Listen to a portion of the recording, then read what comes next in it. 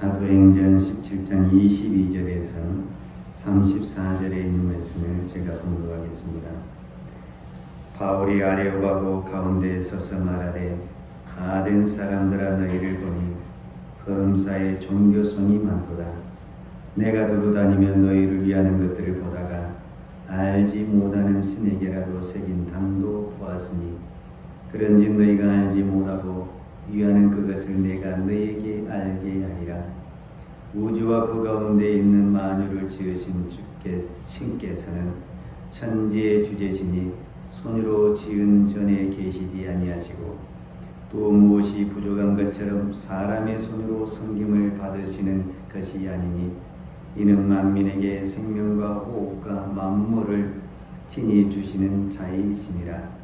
인류의 모든 족속을 한 혈통으로 만드사 온 땅에 거하게 하시고 저희의 연대를 정하시며 그 주의 경계를 하나 하셨으니 이는 사람으로 하나님을 혹 더듬어 찾아 발견케 하려 하심이로되 이는 우리 각 사람에게서 멀리 떠나 계시지 아니하도다. 우리가 그를 힘입어 살며 기동하며 있느니라. 너의 시인 중에도 어떤 사람들의 말과 같이 우리가 그의 소생이라 하니 이와 같이 신의 소생이 되었은즉 신을 금이나 은이나 돌에다 사람의 기술과 고안으로 새긴 것들과 같이 여길 것이 아니니라. 알지 못하던 시대에는 하나님이 허물지 아니하셨거니와 이제는 어디든지 사람을 다 명하사 회개하라 하셨으니 이는 정하신 사람으로 하여금 천하를 공의로 심판한 날을 작정하시고 이에 저를 죽은 자 가운데서 다시 살리신 것으로 모든 사람에게 믿을 만한 증거를 주셨음이라 하니라. 저희가 죽은 자의 부활을 듣고 혹은 기롱도 하고 혹은 이 일에 대하여 내 말을 다시 듣겠다 하니 이에 바울이 저희 가운데서 떠나며 몇 사람이 그를 전하여 믿으니 그중 아레오바고 가논 디오누시오의 다마라라 하는 여자와 또 다른 사람들도 있었더라. 아멘. 오늘도 하나님의 나라가 오늘 예배를 드린 이 성전에 여러분의 마음에 임하기를 축복합니다. 하나님이 어디에 계십니까? 하나님이 계시는 그곳이 하나님의 나라입니다. 하나님은 우리의 마음에 계시다. 이렇게 말씀하셨잖아요. 그런데 오늘 성경에 보니까 사도행전 17장 27절의 후반절 끝부분에 보면 이렇게 성경은 기록하고 있습니다. 제가 27절을 읽어드리겠습니다. 이는 사람으로 하나님을 혹 더듬어 찾아 발견케 하려 하심이로되 그는 하나님을 말하는 겁니다. 그는 우리 각 사람에게서 멀리 떠나 계시지 아니하도다. 그는 하나님을 말하는 겁니다. 그는 우리 각 사람에게서 멀리 떠나 계시지 아니하도다. 이 말씀은 하나님은 가까이 계시다라는 말씀입니다. 하나님이 가까이 계시다라는 말씀은 무슨 이야기냐면 내가 말하면 들을 수 있는 거리, 내 눈을 열면은 볼 수 있는 거리, 내가 길을 가다가 넘어질 때면 가까이에 계신 그분이 내 손을 붙잡아 주실 수 있는 그 거리, 그 거리에 주님이 계시다고 성경이 말씀하고 있습니다. 여러분, 우리 하나님이 어디에 계시다고요? 각 사람에게, 오늘 성경이 분명히 말했어요. 우리 각 사람에게서 멀리 계시지 아니하고 가까이 계셔서 우리가 말할 때 듣고 우리가 보고 싶을 때 보여주시고 우리가 실족할 때 내 손을 잡아 일으켜 주시는 그분은 항상 내 가까이 내 곁에 계신 줄로 믿습니다. 여러분, 주님이 여러분의 곁에 계십니까? 오늘 여러분의 마음에 계신 그 주님은 그 무엇보다도 가까이 계신 줄로 믿습니다. 여러분, 꼭 거리가 가까워야만이 가까이 계신 것도 아닙니다. 멀리 계신 것 같아도 내 마음에 있고 내 가까이에 있는 분이 있고 언제나 내 옆에 있는 것 같지만 멀리 있는 분도 있습니다. 주님은 오늘 우리 모두에게 뭐라고 말씀하시냐면 가까이 계신다라고 말씀하고 있습니다.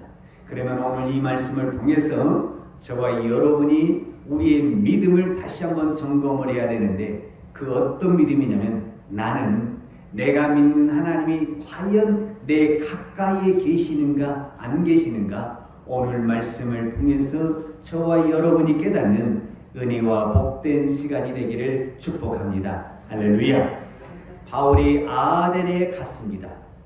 이 아덴이라는 도시는 제가 앞전 주에 말한 대로 철학의 도시요 문학의 도시요 예술의 도시라고 말씀을 드렸습니다.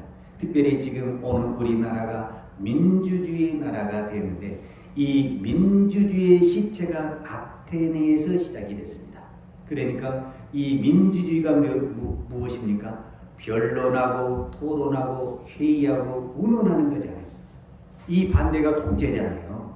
그러니까 그때 이미 그들은 이 회당이나 이런 성전이 넓은 뜰에 모여서 백성이 모여서 토론하고 운운하는 이 문화가 형성이 돼서 이 문화가 자연스럽게 오늘날의 민주주의 형성이 됐다라고 말할 수 있습니다. 그런데 이 문학과 예술과 철학이 아주 발달한 이 도시의 특이한 점은 우상이 너무 많다라는 겁니다. 오늘 성경에 표현하면 바울이 이 성을 돌아보니까 23절에 내가 두루 다니며 너희에 의하는 것들을 보다가 알지 못하는 신에게라도 새긴 단도 보았으니 그런즉 너희가 알지 못하고 의하는 그것을 내가 너희에게 알게 하리라. 이렇게 하면서 이제 복음을 전하는 거죠. 즉 이 아덴 사람들을 보니까 알지 못하는 신에게라도 섬기는 무엇이 있다라는 거예요. 종교성이 있다는 종교성. 그런데 너희들이 그렇게 종교성을 가지고 신을 섬기고 있는데 너희는 참 신을 모른다라는 거죠. 그래서 오늘 사도 바울이 이 아덴 사람들에게 참 신을 가르쳐 주겠다라는 거예요. 그래서 오늘 저와 여러분이 이 바울의 설교를 아덴에 했던 그 설교를 오늘 이 시간에 우리에게 한다는 마음으로 받고 내가 정말 깨닫지 못한 부분이 있었다고 한다면 이 시간에 저와 여러분이 이 말씀을 통해서 참신을 깨닫는 그런 성령의 은혜가 있기를 축복합니다. 할렐루야.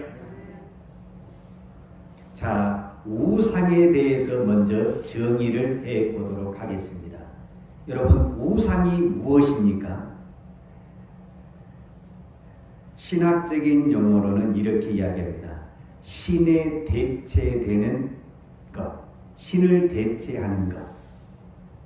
그러니까 여러분, 우리가 일반적으로 우상 그러면 어떤 형상이라든지 어떤 섬기는 것을 말하는데 하나님은 우리를 창조하실 때 하나님이 있어야 할 자리를 우리의 마음에 만들었습니다. 그것을 우리는 무엇이라고 하냐면 영적인 것이라고 말합니다. 그걸 우리가 영혼이라고 그러는데 영혼. 그러니까 우리 안에는 하나님의 자리가 있습니다. 믿습니까? 우리 안에는 하나님의 자리가 있어요. 그런데 그 하나님의 자리에 하나님이 계시지 아니하고 다른 것이 들어와 있다 하면은 그것은 뭐가 된다? 우상이 된다 그 말입니다. 그러니까 우상은 꼭 보이는 어떤 형상만 우상이 되는 것이 아니라 내 마음속에 하나님을 차지하고 있는 그 어떤 것도 무엇이 될 수 있다? 우상이 될 수 있다라고 말할 수 있습니다. 그래서 골로새서 3장 5절의 표현을 보게 되면은 우리가 보통 탐심을 우상 숭배다 이렇게 말을 하잖아요. 그런데 탐심이라는 것이 무엇입니까? 욕심이잖아요. 욕심. 그런데 현대인의 성경에 보게 되면은 이 탐심이라는 단어를 욕심이라는 단어도 썼는데 뭐라고 현대인의 성경은 번역을 했냐면 하나님 이외의 것들을 더 소중히 여기는 것, 이해하시겠습니까? 이것이 곧 무엇이다? 그러니까 하나님 외에 이 것들을 소중히 여기는 그 마음을 무엇이라고 하느냐? 탐심이라고 말하고 욕심이라고 말하고 그 다음에 우상숭배다 이렇게 말씀하고 있습니다. 그러면 지금 우리는 다 우상숭배하고 있는 거죠. 안 그렇습니까? 자, 다시 한번 우상에 대해서 정의를 하겠습니다. 우상은 사람이 우상을 만드는 겁니다. 우상이 사람을 만든 게 아니에요. 그러죠? 우상은 누가 만드냐면은 자신이 우상을 만드는 우상은 없어요. 그 어떤 형상도 다 사람이 만드는 거예요. 내 안에 욕심도, 내 안에 명예도, 내 안에 물질도, 내 안에 어떤 그 세상의 탐심도, 이 모든 것은 누가 만들고 있냐면은 내가 만든 겁니다. 내가. 그렇기 때문에 근본적으로 누가 주인이 되는 겁니까? 만든 사람이 주인이 되는 거잖아요. 그러니까 우상을 섬긴다라는 것은 뭐가 되냐면은 우상은 엄격하게 말을 해서 신이라고 표현하지만 종이 되는 것이고 그 만든 사람이 주인이 되는 것입니다. 그래서 우상은 신이 될 수가 없는 거예요. 결국 신은 누가 되냐면 그 만든 사람이 신이 되고 주인이 되는 것입니다. 그런데 반대로 하나님은 우리가 성경에 스스로 계신 분이다. 믿습니까? 하나님은 누가 만들어 계신 분이 아니고 스스로 계신 분이다. 여러분 이 말씀을 성경의 말씀을 믿어야 됩니다. 믿습니까? 자, 그러면 그 하나님이 누구를 만들었냐면은 사람을 만들었습니다. 믿습니까? 그러면은 자, 하나님이 사람을 만들었어요. 그러면 여기서 주인이 누가 되는 겁니까? 하나님이 되죠. 믿습니까? 여러분 하나님을 믿습니까? 그러면 하나님이 나의 뭐가 되는 겁니까? 주인이 되는 겁니까? 만약에 하나님이 내 주인이 안 되고 내가 하나님 주인이 되면 하나님은 나의 뭐가 되는 겁니까? 논리적으로 우상이 되는 거죠. 그게 종교성이죠. 그러니까 이 땅에 많은 교회가 있어요. 저는 이 말씀을 묵상하면서 제 자신에게도 또 우리 한국 교회도 정말 마음에 부담이 많이 되었어요. 바울이 아덴이라는 이 시를 돌아다 보면서 너무 많은 신이 있다라는 거예요. 그 신을 보고 이 신은 종교성이 많고 많은 우상을 섬기고 있구나 이렇게 말을 했어요.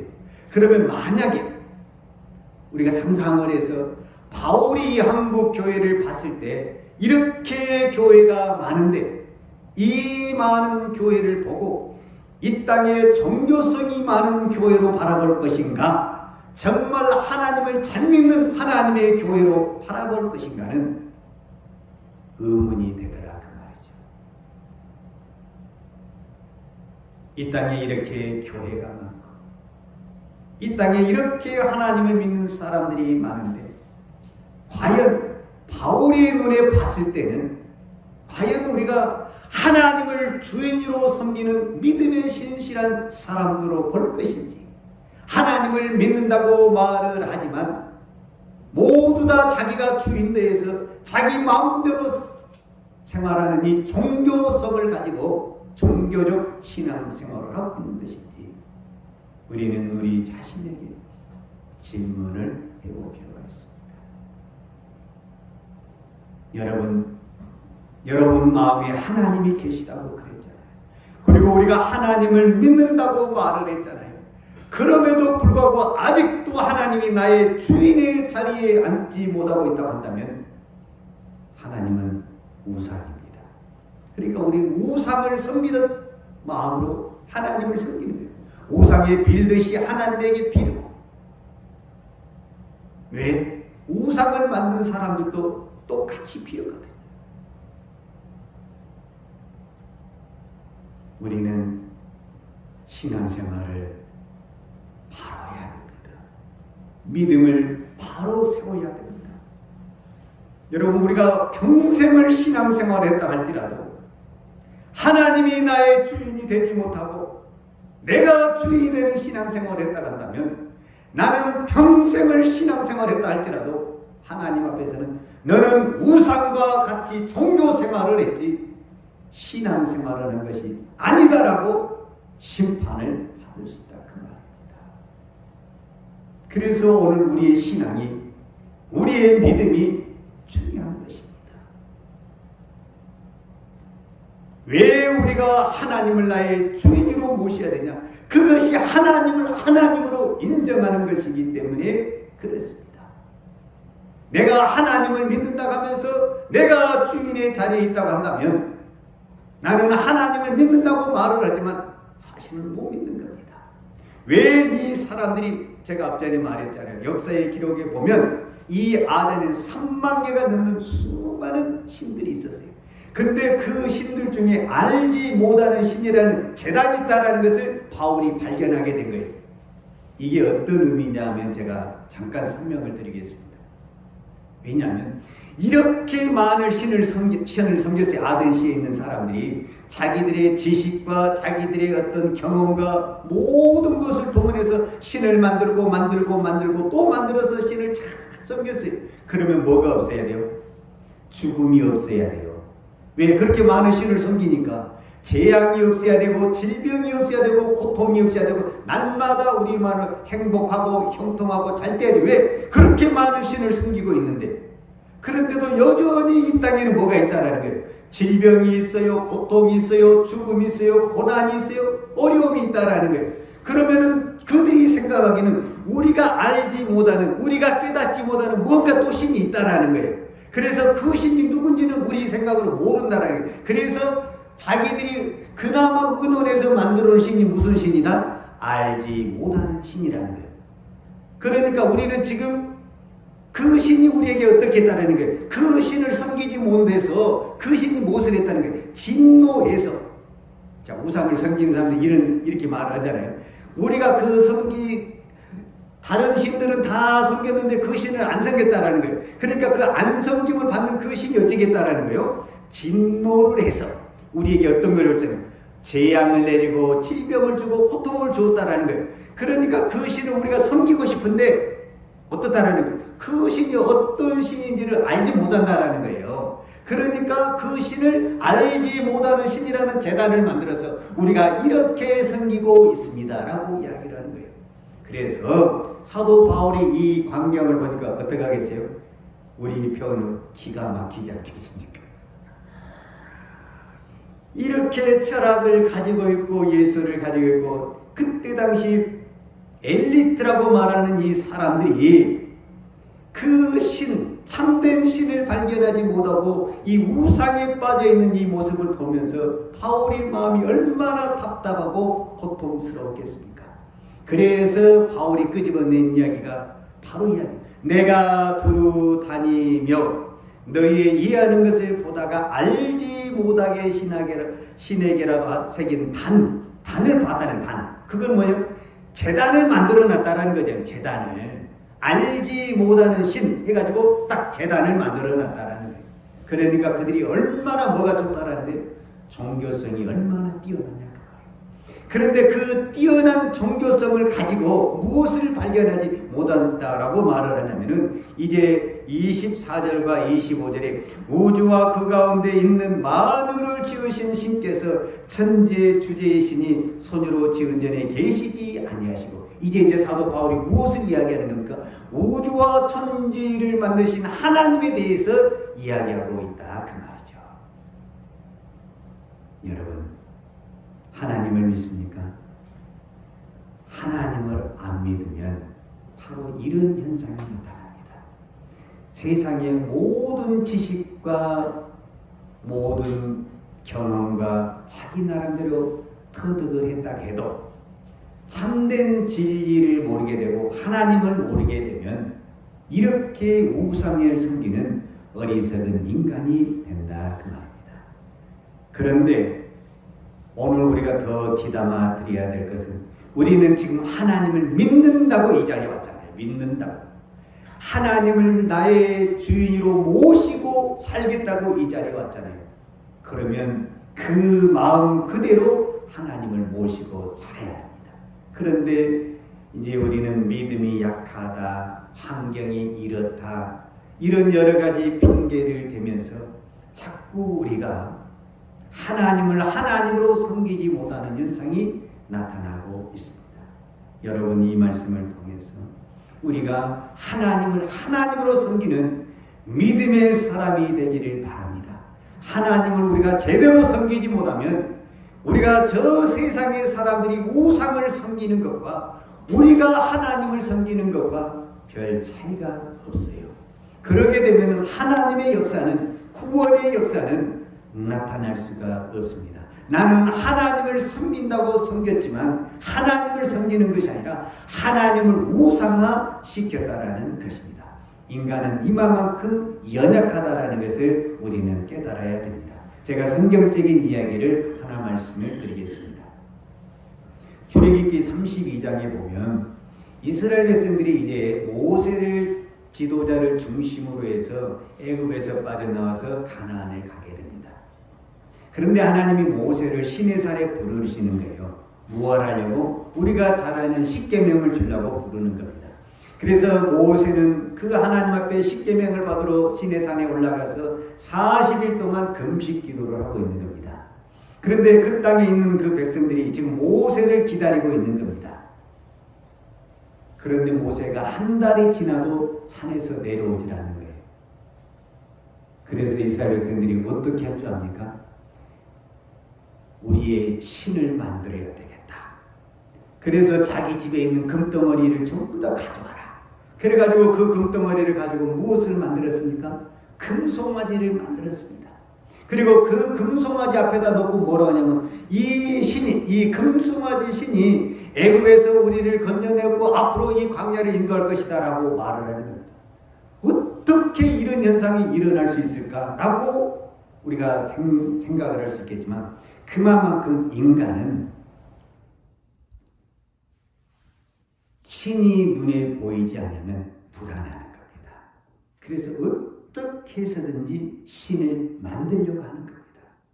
여러분, 우리 안에 하나님이 계시다는 것을 믿지 못하게 되면 우리는 계속 내 안에 하나님 외에 다른 신들을 만들어내는 겁니다. 내 마음이 불안하고 내 마음이 염려가 되고 고통이 올 때마다 나는 계속 내가 원하는 신들을 만들어가는 겁니다. 그래서 우리가 믿음 생활을 잘해야 됩니다. 믿음 생활을 잘하게 되면 그 하나님의 영역을 그 어떤 것도 침범하지 못하게 됩니다. 여러분, 그렇게 여러분의 믿음이 그것을 지켜야 됩니다. 하나님의 자리를 지켜야 됩니다. 그래서 이 세상의 어떤 것도 이 하나님의 영역에 들어오지 못하도록 여러분의 마음, 여러분의 믿음을 지켜야 될 줄로 믿습니다. 그래야만이 우리가 하나님을 하나님으로 섬길 수가 있습니다. 자, 그런데 여러분, 이 아덴 사람들이 참 우리로 말하면 똑똑한 사람이고 배운 사람들이고 알만큼 아는 사람들이잖아요. 그러면 이 사람들에게 이제 바울이 무엇을 가르쳐 줬습니까? 우리가 말한 대로 천지와 우주를 만드신 하나님을 가르쳐 줬잖아요. 가르쳐 줬어요. 그런데 문제가 생겼어요. 그 아덴 사람들이 바울의 말을 받아들였어요? 안 받아들였어요? 이게 이제 저와 여러분에게 우리 성경을 보면서 한번 찾아보십시다. 오늘 17장 32절에 보면 저희가, 여기서 저희는 아덴 사람들을 말해요. 사도행전 17장 32절에 보면 저희가, 이 아덴 사람들이 죽은 자의 부활을 듣고, 죽은 자의 부활을 들었다라는 것은 사도 바울을 통해서 예수 그리스도께서 우리의 죄를 위하여 죽으시고 부활하셨다는 이 복음, 우리가 흔히 말하는 이 복음을 들었다라는 거잖아요. 복음을 듣고 그들의 반응이 이제 나와요. 혹은 기롱도 하고 혹은 이 일에 대하여 내 말을 다시 듣겠다 하니, 이렇게 표현을 했어요. 결론적으로 아덴 사람들이 바울의 이 복음을 받아들였냐 안 받아들였냐라고 말을 했을 때 안 받아들였다라고 성경은 기록하고 있는 겁니다. 그러니까 33절에 바울이 이에 바울이 저희 가운데서 떠나매 몇 사람이 그를 친하여 믿으니 그중 아레오바고 가문 디오누시오와 다말이라는 하는 여자와 또 다른 사람들도 있었더라. 그러니까 우리 표현으로 표현하자면 두세 사람만 복음을 받아들이고 나머지는 다 복음을 받아들이지 않았다라고 표현할 수 있습니다. 그리고 18장 18장 1절에 보면 이후에 바울이 아덴을 떠나 고린도에 이르러 이렇게 성경은 기록하고 있습니다. 자, 이 말씀이 무엇을 의미하냐 하면 바울이 이 아덴에 오기 전에 데살로니가에서 복음을 전했어요. 그 다음에 베레아에서 복음을 전했어요. 그리고 지금 아덴에서 복음을 전했어요. 여러분, 데살로니가에서 베레아로 건너올 때 바울이 어떻게 해서 건너온지 압니까? 바울은 그 유대인에 해당해서 더 복음을 전하고 싶었어요. 그런데 유대인들이 너무 핍박을 하고 자기를 죽이려고 하니까 피신해다 해서 넘어온 것이 베레아로 왔어요. 그래서 베레아에서 복음을 증거하는데 이제는 이 데살로니가에 있는 이 반유대적인 이 사람들이 베레아까지 쫓아와서 선동을 하니까 다시 이 베레아에 있는 사람들이 바울을 피신시켜서 왔던 장소가 아덴입니다. 자, 아덴에 와서 지금 복음을 전하는데 아덴까지 이 데살로니가에 있던 사람들이 쫓아왔습니까? 안 쫓아왔습니까? 성경은 쫓아온 기록이 없어요. 왜냐하면 여기는 배 타고 온 거리였거든요.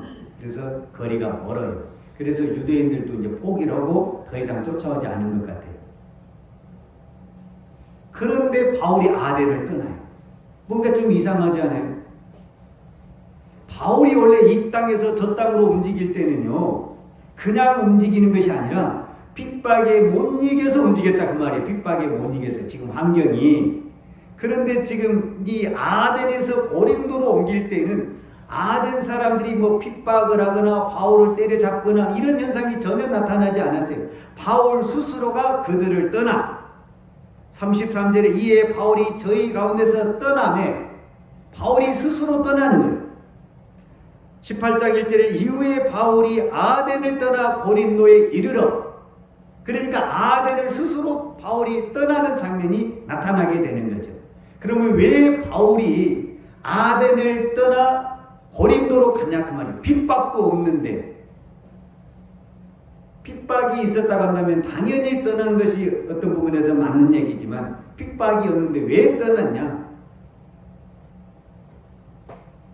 그들이 마음의 문을 닫고 이 아덴의 사람들이 그들의 지식과 그들의 철학으로 말미암아 마음의 문을 닫고 복음을 받아들이지 않는 겁니다. 그러니까 바울은 더 이상 여기서 복음을 증거하지 못하고 그 자리를 떠나게 되는 것을 볼 수 있습니다. 바울은 여기에 핍박이 있다고 해서 포기하는 그런 사람이 아닙니다. 핍박을 해도 복음을 전할 수만 있으면 생명을 걸고 복음을 전했던 사람이 바울입니다. 그런 바울이 스스로 그 지역을 포기하고 떠났다는 것은 하나님이 그 지역에 복음을 듣지 못하는 그런 역사가 일어난다는 겁니다. 이것이 마태복음 10장에 그대로 나와 있어요. 여러분 마태복음 10장이 무슨 장이냐면 예수님이 12명의 제자를 선택합니다. 그리고 마태복음 10장에 12명의 제자 이름이 나옵니다. 그리고 제자를 부르신 다음에 예수님께서 두 명씩 전도자를 만들어서 이제 모든 마을과 고을 들어가서 복음을 전하라고 그럽니다. 그러면서 한 가지 명령을 하는데 무슨 명령은 누구든지 너희를 영접지도 아니하고 너희 말을 듣지도 아니하거든 너희는 그 집에서 나와 발에 먼지를 털어버리라 라고 예수님이 말씀하셨습니다. 그러니까 그들은 그들의 생각, 그들의 철학, 그들의 문화, 그들의 예술, 그들의 지식으로 인해서 꽉 갇혀 있어서 복음이 들어갈 자리가 없어요. 여러분, 이거는 참으로 불쌍한 사람입니다. 세상 사람들이 봤을 때 똑똑하고 출세하고 성공한 것 같지만 복음에 들어갈 수 없을 정도로 마음이 강팍하고 닫혀있는 그 사람은 참으로 불쌍하고 어리석은 사람입니다. 오늘 나는 여러분이 이런 강팍한 마음이 되지 않기를 바랍니다. 이제 마지막 때가 될수록 사람들의 마음은 더 강팍해지고 닫아져서 복음이 들어갈 자리를 잃어가고 있습니다. 여러분, 여러분의 마음을 여시기를 바랍니다. 여러분의 마음을 열어야만이 복음이 들리게 되고 그 복음이 들려야만이 천국문이 열리는 구원의 역사가 일어날 줄로 믿습니다. 여러분, 이 자리에 나왔다고 해서 복음이 들려진 것 아닙니다. 어떤 사람은 그냥 왔다가 앉았다가 우리가 구약 성경에 말하는 것처럼 마당만 받고 갈 수 있는 사람도 있을 수 있다 그 말입니다. 그래서 여러분이 마음의 문을 열고 하나님 말씀하옵소서, 하나님의 말씀에 순종하겠습니다. 순종하겠습니다. 아멘 안 하잖아요. 여러분, 하나님의 말씀은 누구에게 들리냐면은 순종하는 사람에게 들립니다. 여러분, 한 번 말을 했어요. 순종을 안 해요. 두 번 말을 했어요. 순종을 안 해요. 그러면 어떻게 됩니까? 더 이상 이야기를 안 합니다. 제가 오늘 새벽에 역대하 36장을 보았습니다. 이 역대하 1장부터 36장 동안 우리가 긴 시간 동안 새벽 예배 말씀을 묵상을 했는데, 이 36장에는 유다의 마지막 네 사람의 왕이 나옵니다. 요시아의 아들을 중심으로 해서 이 네 사람이 나오는데 요아스, 요아긴, 시드기야, 이 네 사람이 나오는데 이 네 사람이 한결같이 하나님의 말씀을 안 듣습니다. 그 시대의 유명한 선지자가 누구냐면 에레미야 선지자입니다. 에레미야 선지자, 우리가 보통 눈물의 선지자라고 이렇게 말을 하는데, 이 에레미야 선지자가 울면서 복음을 전하고 하소연을 했습니다. 그런데 그 네 명의 왕들이 단 한 사람도 예레미야 말을 듣지 않습니다. 그래서 하나님이 포기합니다. 더 이상 선지자를 보내지 않냐고. 이제 누구를 보내냐? 애굽을 보내고 바벨론의 군사를 보내서 이 예루살렘 성전과 유다를 초토화시키고 멸망시킵니다. 여러분, 하나님의 말씀을 들려줄 때가 복입니다. 하나님의 말씀이 들릴 때가 복이라고 믿으시기를 바랍니다. 하나님의 말씀을 들려듣는데도 그 말씀을 안 듣게 되면 그 다음에는 더 이상 하나님의 복음이 들려지는 것이 아니라 이제는 재앙이 나타나게 된다라는 것을 역사가 증명하고 있습니다. 오늘 여러분, 하나님의 말씀이 들리십니까? 여러분, 하나님의 말씀을 들리신다고 한다면 여러분 무엇을 해야 되냐면 그 말씀을 아멘으로 받고 내가 순종하겠습니다. 여러분, 내가 순종한다고 했을 때 여러분 순종하겠습니까? 못하겠습니까? 못하는 것 주님도 알아요. 그런데 순종한다고 여러분 아멘 하세요. 그러면 하나님이 도와주십니다. 설령 내가 순종을 못할지라도 하나님이 도와주십니다. 여러분, 이 사실을 믿으시기 바랍니다. 여러분, 예수님이 십자가에 못 박혀 죽으실 때 예수님의 제자들이 다 베드로만 내가 죽을지언정 주를 떠나지 않겠다고 고백했다고 생각하면 안 됩니다. 베드로를 중심으로 해서 모든 제자들이 뭐라고 표현했냐면은 우리는 절대 주님을 배신하지 않겠습니다. 떠나지 않겠습니다. 주를 위해 우리도 같이 죽겠습니다. 이렇게 고백을 한 거예요. 주를 위해 충성하겠다고 말을 한 거예요. 순종하겠다고 말을 한 거예요. 그때 주님은 그 말 믿었어요? 안 믿었어요? 안 믿었다니까. 뭐라고 베드로가 하냐면 너 나 3번 부인할 건데 이렇게 이야기를 했다라는 거예요. 그런데도 주님은 그 대답을 귀중하게 여기시는 겁니다. 그리고 나중에 주님이 베드로를 위해서 특별 기도를 해줍니다. 그때 베드로는 능력을 받고 이제는 순종의 사람, 믿음의 사람, 성령의 사람으로 변화되는 줄로 믿습니다. 그래서 이 마음이 중요합니다. 이 마음. 내가 순종해야 되겠다. 안 되는데 내가 해야 되겠다. 내가 충성해야 되겠다. 순종해야 되겠다. 아멘 안 하잖아요. 아멘 해야 된다니까요. 안 되지만은 내가 해야 된다니까. 내가 해야 된다는 그 마음을 가질 때 하나님은 그 마음을 보시고 지금 안 되지만은 내가 붙잡아줄게. 내가 도와줄게. 내 손을 잡아줄게. 그러면서 우리의 연약한 믿음을 도와줍니다. 근데 내가 안 된다는 거예요. 아, 나는 안 돼. 그러면 어떻게 도와줘? 안 된다는데 어떻게 도와주겠어요? 된다고 해야 도와줄 거 아닙니까? 아멘. 여러분의 자녀들도 내가 아무리 부모로서 자식에게 도와주고 싶잖아요. 공부한다면 공부를 도와주시고 싶고, 운동한다면 운동을 도와주고 싶고, 뭐 일을 한다면 다 도와주고 싶잖아요. 여러분 안 그렇습니까? 그런데 난 안 한다는데, 나는 못 한다는데 어떻게 도와주겠냐고요. 부모도 못 도와주잖아요. 그래서 마음이 중요합니다. 여러분의 마음. 나는 순종하겠습니다. 아멘 해야 돼요. 나는 충성하겠습니다. 이 마음을 가지고 나는 안 돼요. 늘 기도해도 안 돼요. 늘 예배드려도 안 돼요. 근데 기도할 때마다 또 기도하고 또 기도하는 거예요. 하나님 순종하겠습니다. 하나님 충성하겠습니다. 내가 믿음대로 살겠습니다. 내가 주만 바라보겠습니다. 하나님을 나의 주인으로 모시겠습니다. 이거 우리 다 안 되는 거예요. 그렇지만 내가 기도할 때마다 기도하고 또 고백하고 또 하나님 앞에 결단하는 거예요. 그러면 주님이 우리의 마음을 붙잡아 주시고, 우리의 손을 붙잡아 주시고, 우리의 발걸음을 성령으로 인도해 주실 줄로 믿습니다. 할렐루야. 우리 찬송 하나 부르고 기도하는 시간을 갖도록 하겠습니다. 우리가 방금 불렀던 영광의 나라 다시 한번 부르고 우리 함께 동성으로 기도할 때, 오늘은 특별히 다른 기도하지 마시고, 하나님 제가 순종하겠습니다. 하나님 내가 충성하겠습니다. 하나님 내가 믿음대로 살겠습니다. 하나님 내가 하나님에 따라가겠습니다. 이렇게 고백하세요. 그 고백을 반주하세요. 그렇게 고백할 때 내가 부족하지만 하나님이 도와줄 줄로 믿습니다.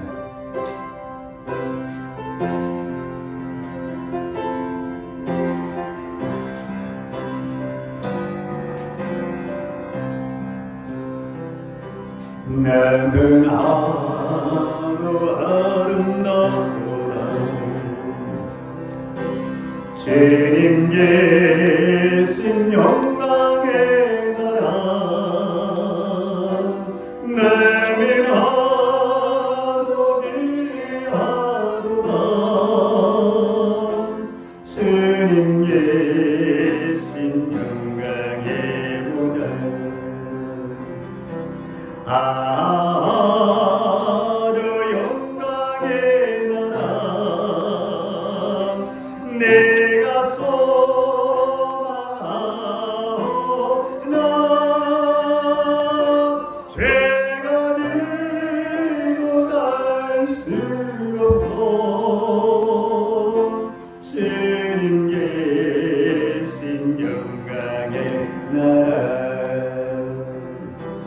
비는 몰아다른다 해도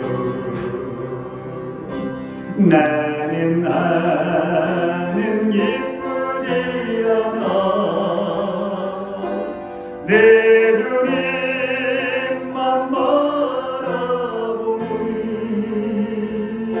세상 여행을 부렀지 아멘.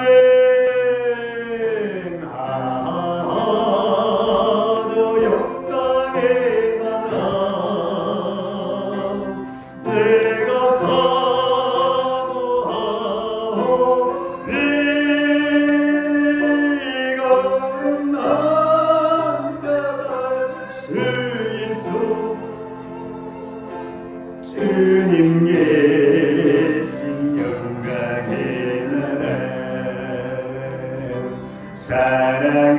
사랑하는 형제들이여 기름 등불 준비합시다 주님 나라 오니 말이니 깨어있어 기도함 아멘. 아주 영광의 나라 나를 기다리오 할렐루야 할렐루야 가리라 주님 계신 영광에 우리 다같이 주여 한번 부르고 동성으로 기도하겠습니다. 주여 하나님 아버지 감사합니다.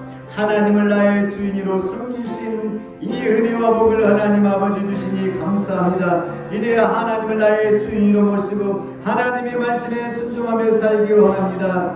하나님의 말씀에 충성하기로 원합니다. 우리가 우상을 섬기지 않냐고, 어떤 것에 욕심 부리지 않냐고, 오직 하나님만을 나의 주인으로 섬기며 믿음의 삶을 살기로 원합니다. 우리 마음이 하나님의 자리를 악한 원수마귀에게, 어둠의 세력에게 빼앗기지 않냐고, 하나님을 믿는 믿음으로 살기로 원합니다. 내 안에 하나님의 그 자리를 믿음으로 지키기로 원합니다. 주여, 오늘도 우리 믿고 감사하는 살아가는 성도들에게 믿음의 복을 허락하여 주옵소서.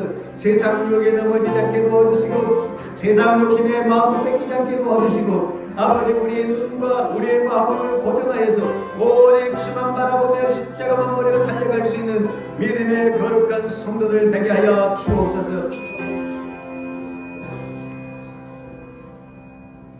하나님 아버지, 감사합니다.